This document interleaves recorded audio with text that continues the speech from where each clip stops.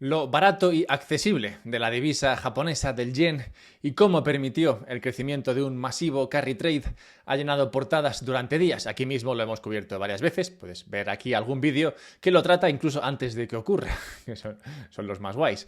Bueno, pues hemos tratado eso durante unas semanas, pero existen otros casos, como el japonés, o incluso casos como lo contrario al japonés, que deben rondar por ahí. Casos de países con divisas problemáticas que se prestan a que bien o bien te aproveches de ellas o bien a que sean olvidadas por el planeta y acaben siendo también problemáticas para sus ciudadanos.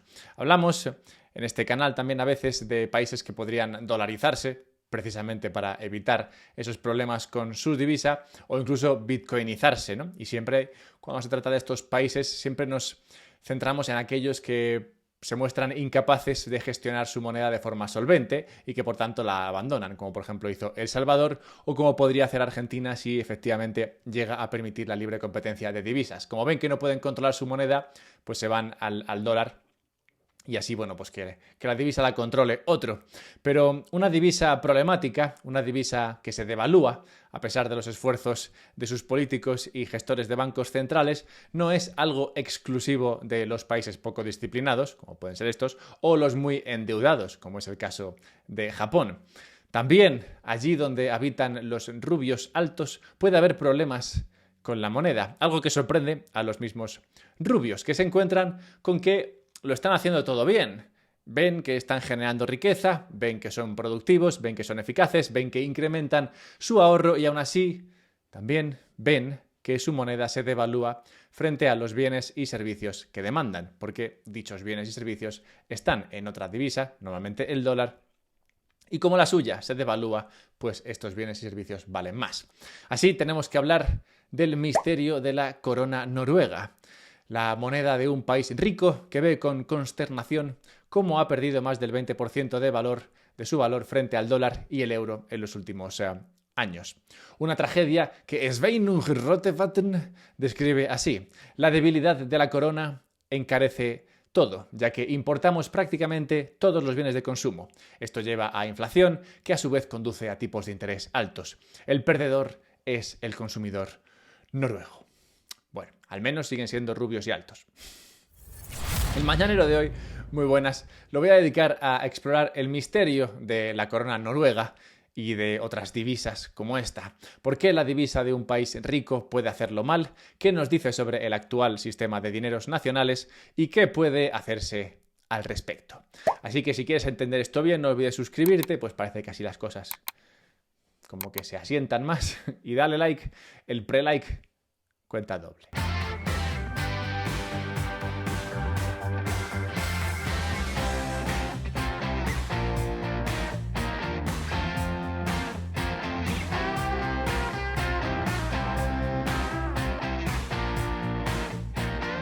La persistente debilidad de la corona noruega, la divisa de Noruega, ha sido considerada inexplicable, un misterio, por políticos y empresarios. El país, al fin y al cabo, es uno de los más ricos de Europa y tiene una de las tasas de empleo más altas o de desempleo más bajas, lo que significa que sus fundamentos económicos son sólidos. Pero a pesar de que son sólidos, la moneda se les va a pique.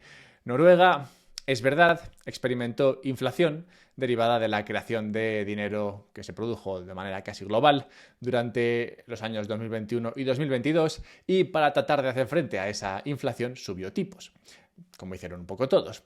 Algo que consiguió frenar la inflación un poquito a medias, pues la inflación todavía sigue a un más o menos 3,3% y esto hace que Noruega y los noruegos se encuentren en una situación muy difícil, pues tienen una moneda que se devalúa frente al euro y frente al dólar y al tiempo se están tragando una buena inflación. Esto es difícil, claro, porque si tú dices, vale, pues lo que hago es que bajo los tipos de interés para, de alguna manera, tratar de conseguir ponerme al nivel de los otros países, pues esto haría que su divisa cayese más todavía frente a las otras y que además se alimentase el crédito, lo cual tendría un efecto doblemente positivo sobre la inflación, es decir, podría incrementar todavía más la inflación. Pero mantener los tipos elevados, lo único que está logrando es que la situación no empeore.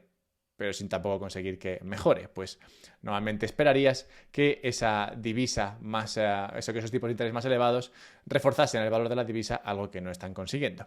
Y es más, en esta situación en la que tanto Europa y Estados Unidos están ya en un ciclo de bajadas de tipos, en Estados Unidos seguramente empezarán el mes que viene, los rubios noruegos están considerando subirlos, a ver si así la gente encuentra algo de atractivo en la dichosa corona noruega, que parece ser que no la quiere nadie, a pesar de que, como vemos, pues es un país que debería ser atractivo para la inversión extranjera.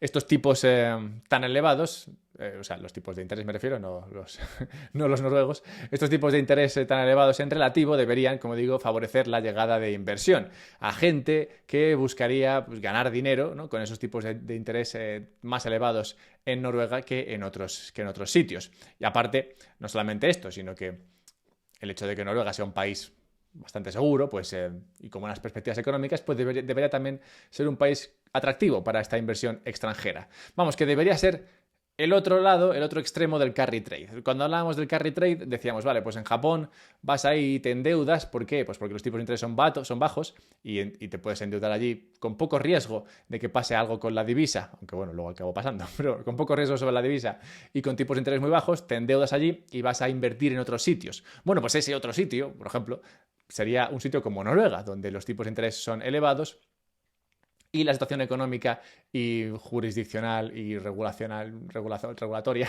es bastante segura. Esto debería hacer a Noruega atractivo, pero por alguna razón no está ocurriendo y vemos que Noruega efectivamente no es atractiva cuando observamos cómo su moneda ha caído frente al euro y al dólar. ¿Y por qué le pasa esto a los noruegos? Pues les pasa en gran parte porque a Noruega y a otros países les falta un elemento esencial en este nuevo mundo en el que nos encontramos, que es la liquidez. La liquidez sobre tu divisa. La cantidad de operaciones financieras que puedes hacer sobre la divisa en cuestión.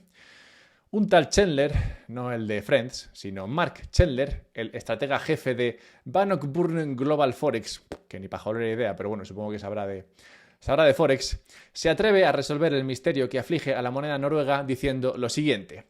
En los mercados de divisas, explica Chandler, la corona noruega es algo así como una anomalía. No es un animal ni es un vegetal. Esto dice Chandler, que es un poco la jerga del mercado, pero bueno, si no entiendes lo que quiere decir, ya te digo yo, lo que quiere decir Chandler aquí es que, a pesar de su riqueza, Noruega es una economía pequeña, con pocos activos que los extranjeros puedan comprar, lo que redunda en una baja liquidez para su moneda y que hace que no sea invertible por los grandes actores del mercado, lo que reduce su atractivo. En el vídeo de ayer hablábamos de la cantidad de dinero, puedes verlo por aquí, la cantidad de dinero que existe hoy día y cómo esta cantidad de liquidez debería seguir creciendo o debe seguir creciendo mecánicamente para permitir la subida de deuda, que es aseguro que va a producirse. Entonces, estos mecanismos hacen que crezca la liquidez, pero claro, esta cantidad de liquidez que existe cada vez en mayor medida en el mundo debe buscar sitios donde alojarse, ¿no? Son pilas de dinero que tienen que ir a sitios, tienen que ir a lugares donde puedas invertir miles de millones fácilmente. Y claro, esta cantidad de liquidez no es fácil colocarla. Debe encontrar, como digo, sitios donde pueda entrar. Y esto obliga muchas veces a la liquidez a ir no donde querría ir, por ejemplo, sitios como Noruega, sino a donde puede ir. Este es un fenómeno que explica, por ejemplo, otros misterios de la naturaleza, como la popularidad de Benidorm. Pero sí, es una situación que afecta a monedas como la noruega, el hecho de que, aunque sea atractiva, no sea suficientemente líquida como para permitir grandes cantidades de dinero, y no permite que grandes cantidades de personas accedan a ella con su dinero. Y es una situación que afecta a monedas, como digo, la noruega, pero también a otras como la coreana y a otras, pero también desde el punto de vista contrario. Pero bueno, antes de ver lo de Corea y estos otros países y abordar soluciones a este problema, hablemos de otro tipo de soluciones, en este caso soluciones de custodia para aquellos que tenéis dinero sólido. Si no te sientes cómodo, seguro, capaz o en paz autocustodiando por ti mismo miles de euros en Bitcoin, La mejor solución sería, claro, que lo custodiase otro por ti, pero no quieres depender de un tercero, pues si solamente dependes de un tercero que custodia por ti, tu Bitcoin siempre estará en riesgo. Por esto, quizás la mejor solución sería que lo custodien tres terceros, tres empresas independientes, que estas tres empresas dependan de jurisdicciones distintas y que ellas sean las que custodien tu Bitcoin. Esto es precisamente lo que ofrece OnRamp, un sistema de custodia de Bitcoin multifirma, multijurisdiccional, multiguapo, un sistema que en todo momento te permite ver tu Bitcoin en la blockchain de Bitcoin, un Bitcoin que siempre está legalmente bajo tu control y un Bitcoin que no puede ser tocado unilateralmente por ninguna de estas tres entidades. Es la custodia de los campeones, digamos. Descubre más sobre OnRamp en su página web, dejo en la descripción el enlace. También puedes mandarme un mail si quieres más información y si lo contratas y quieres recibir $250 de vuelta, usa el código UPSB. Hay otros países, como decía, que también sufren en este mundo de divisas nacionales y financialización, o bueno, digamos, cantidad de liquidez infinita. Y hablamos, por ejemplo, del won de Corea del Sur. El won, qué gran nombre para una divisa, cae un 20% frente al dólar también en los últimos 3 años. Es decir, se devalúa mucho frente al dólar en los últimos 3 años. Y el caso de Corea del Sur es parecido a lo de Noruega en cuanto a que es un país rico también, es un país con ahorro.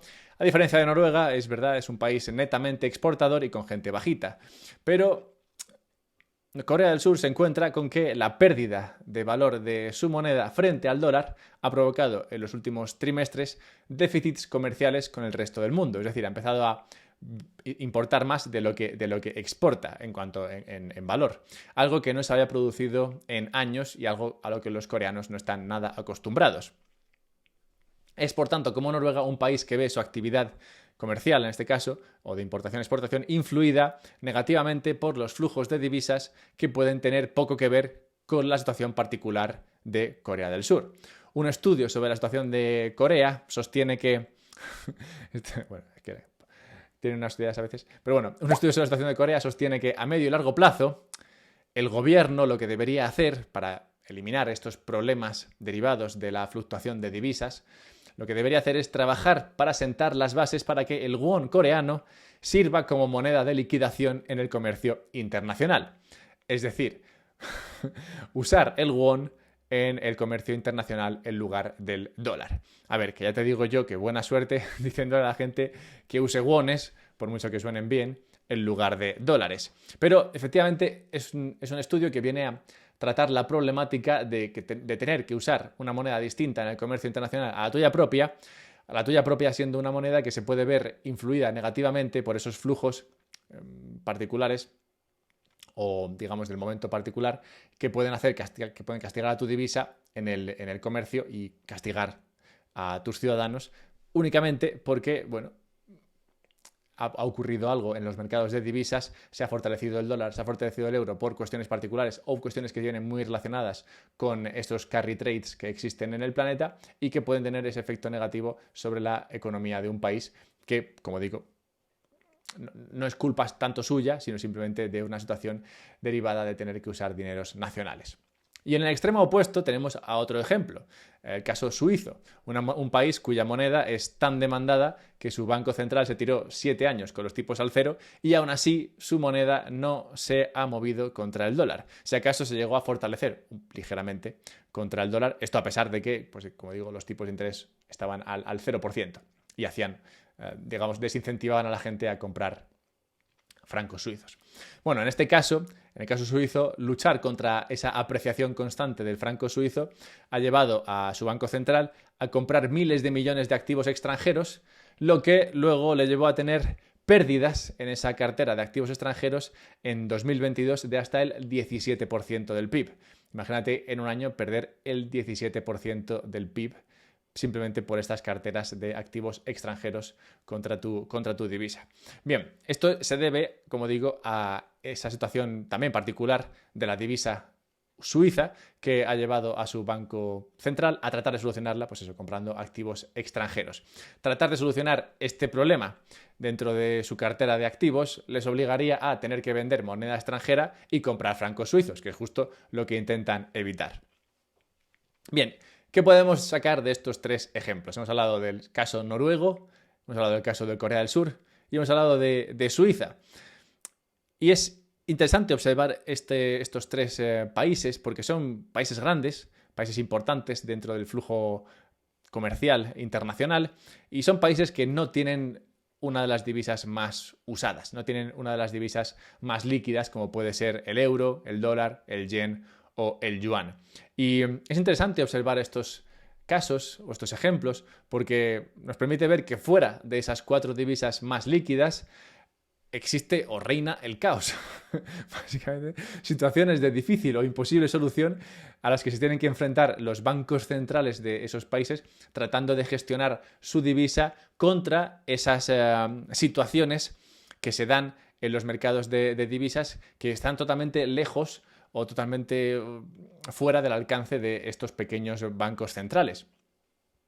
Y que puede llevar a pues eso, situaciones contradictorias, como que Noruega sea un país muy interesante, pero no reciba apenas inversión, principalmente por la cantidad, por la poca liquidez que ofrece su divisa, o el caso suizo, que pasa un poco todo lo contrario, o el caso de Corea del Sur. Y en los tres casos lo que tenemos es problemas para la ciudadanía derivados de la gestión imposible de sus divisas en el marco internacional. Problemas de imposible solución o realmente no tan imposible, porque, a ver, algo se podrá hacer a este respecto.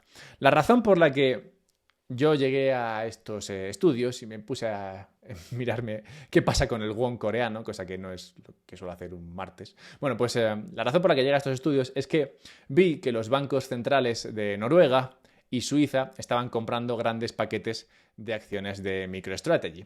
Como sabéis, MicroStrategy es la empresa de Michael Saylor, que es básicamente un holding de Bitcoin. Y no solamente el Banco Central Suizo y el Banco Central de Noruega están comprando acciones de MicroStrategy, sino que también el Servicio Nacional de Pensiones de Corea del Sur ha revelado recientemente una inversión de 34 millones de dólares en también MicroStrategy. El hecho de que estén comprando MicroStrategy es interesante. Tampoco quiero leer demasiado sobre esto, pero es interesante porque, bueno, como sabéis, MicroStrategy es básicamente Bitcoin y es un instrumento que te permite acceder a Bitcoin de forma líquida y accesible para cualquiera. Algo que lo hace especialmente atractivo y algo que hace que muchas veces instituciones como pueden ser esos bancos centrales de países como Suiza, Noruega o el Fondo de Pensiones de Corea, pues puedan preferir comprar MicroStrategy para acceder a la revalorización de Bitcoin que comprar otro activo como puede ser pues, el ETF de Bitcoin, que muchas veces no es accesible para estas instituciones. Pero dicho esto, la verdad es que dudo que, no sé, Haaland, Huntelaar o quien sea que esté al cargo del Banco Central de Noruega esté comprando MicroStrategy como una estrategia para bitcoinizarse lentamente. O sea, más probablemente sea pues, que simplemente ven que la empresa está yendo bien, está ganando dinero y les parece pues eso, una buena forma de invertir esos flujos que genera con su capacidad de generar riqueza. Pero el observar que están comprando MicroStrategy me llevó a pensar que, bueno, igual algo les hace clic en la cabeza y empiezan a ver que acercarse a un patrón Bitcoin realmente les ayudaría a solucionar sus problemas con la divisa, les ayudaría a resolver esos misterios a los que se enfrentan y que tienen difícil solución. Pues un patrón Bitcoin a nivel internacional, y por patrón Bitcoin me refiero a usar Bitcoin en el comercio internacional, de la misma manera que decía ese estudio de usar el won en el comercio internacional. Bueno, pues usar Bitcoin como una moneda neutra en el comercio internacional mejoraría estos problemas derivados de un mundo con cientos de pequeñas divisas y políticas monetarias que llevan a que se produzcan carry trades, endeudándose en aquellos países donde el dinero es barato e invirtiéndolo en aquellos donde el dinero es más caro. Todo esto se puede solucionar con una divisa neutra y me pregunto cuánto tardarán en darse cuenta desde los fiordos de Noruega de que una divisa neutra podría ser efectivamente la solución a sus problemas, o cuánto tardarán los suizos en probar a imprimir dinero, no ya para comprar acciones, que es lo que suelen hacer, sino esta vez imprimir dinero para comprar Bitcoin. Y antes de cerrar el mañanero de hoy con la necrológica, dejadme simplemente recordaros un par de cosas. La primera, que podéis suscribiros a la newsletter del podcast. Lo podéis hacer en la página web, unpodcastsoberbitcoin.com, y así recibís un mail mío los sábados. Para este, muy probablemente hablaremos de un paper de Nouriel Roubini y digamos, cómo se endeudan los países, en este caso Estados Unidos, aunque también tenemos otro que, bueno, mañana haremos encuesta, o sea, vente mañana y haremos encuesta para ver qué tema elegimos para este fin de semana. Y recuerda también que si quieres ir a una charla, bueno, a muchas charlas bitcoiners, puedes irte a Madrid, a la Watch Out Bitcoin a finales de septiembre, y disfrutar de un evento bitcoiner con gente bitcoiner y echar el rato con los bitcoiners de bien, y puedes hacerlo con un descuento si usas el código que está en la descripción. Y cerremos con la necrológica de hoy, que es un poco turbia. Tenemos que hablar de la muerte que se produjo en tal día como hoy de Johan de Witt, que nos habla de los riesgos de gestionar mal, y sobre todo de gestionar mal un país cuando ese país está disfrutando de una época dorada. Y es que de Witt fue una figura importante política holandesa durante lo que se ha dado en llamar la Edad de Oro holandesa, allá por el siglo XVII, el momento en el que Holanda era una gran potencia comercial y naval. Bueno, pues mientras el tal de Witt estaba en el poder, Francia e Inglaterra invadieron el país en 1672. Y la gente no lo llevó nada bien, porque aparentemente esto se produjo de manera excesivamente fácil, algo que sorprendió a los ciudadanos y se enfadaron mucho y se cargaron a de Witt y a su hermano en La Haya. Después de matarlos y colgarlos en una horca pública, entonces se comieron sus hígados asados en una especie de frenesí caníbal. Por eso digo que es un poco turbio. Pero que nos habla de los riesgos de gestionar mal tu país, sobre todo cuando se espera que tu país esté bien gestionado, porque es un país rico. Y de países ricos hemos hablado.